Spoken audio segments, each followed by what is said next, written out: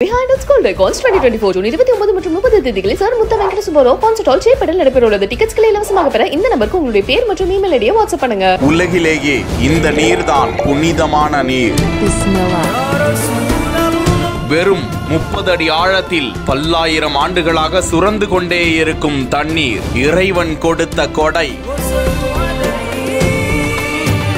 மாதம் ஒன்றிற்கு 2073 கோடியே 60 லட்சம் லிட்டர் தண்ணீரை கொடுக்கும் தண்ணீர் பூரணி ஜம்ஜம். தோற்றமும் ஆச்சரியமும்.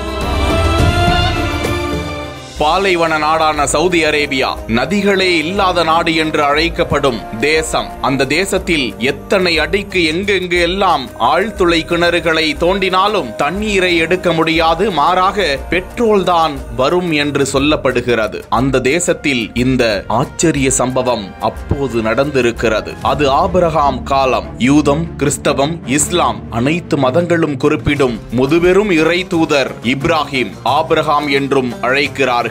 அவரது இரண்டாம் மனைவி ஹாஜரா என்று அழைக்கிறார்கள். அவர்களது மகன்தான் இஸ்மாயில். இந்த ஜம்ஜம் நதி உருவான கதையை சில குறிப்புகள் இப்படி கூறுகின்றன.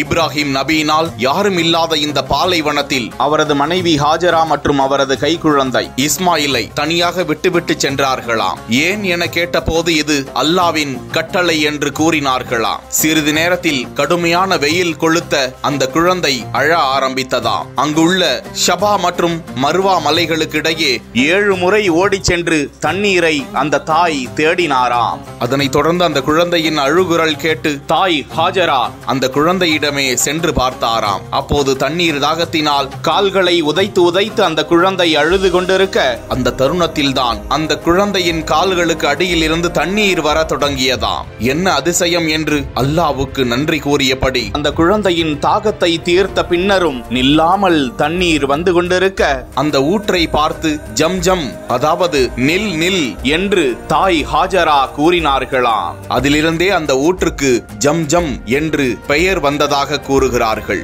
நில் என்ற போதும் அந்த தண்ணீர் நில்லாமல் வந்து கொண்டிருக்க ஹாஜரா அப்போது அதனை தடுத்து அணை கட்டாமல் இருந்திருந்தால் அந்த தண்ணீரானது மறுநாள் உலகம் முழுவதும் ஓடக்கூடிய ஆறாக மாறியிருக்கும் என நபிகள் நாயகம் கூறியிருக்கிறாராம். கடந்த ஆண்டுகளில் ஒரு முறை ஐரோப்பா மருத்துவர்கள் சுகாதாரம் வேண்டி இந்த கிணற்றினை சுத்தப்படுத்த வேண்டும் என்று சவுதி அரசுக்கு ஆலோசனை கூற அதனை சவுதி அரசு ஏற்றுக்கொண்டு 8 அதிநவீன ராட்சத பம்பு செட்டுகளை கொண்டு இரவும் பகலுமாக 15 நாட்கள் அந்த நீரை இறைத்தார்களாம். ஆனால் நீரின் அளவு குறையவில்லையாம். மாறாக நீரின் மட்டம் ஒரு அங்குலம் உயர்ந்து காணப்பட்டதாம். ஒரு வினாடிக்கு 8000 லிட்டர் என்ற அளவில் தினமும் 691.2 மில்லியன் லிட்டர் தண்ணீரை தொடர்ச்சியாக ராட்சத மோட்டார்கள் மூலம் உறிஞ்சப்படுகிறது.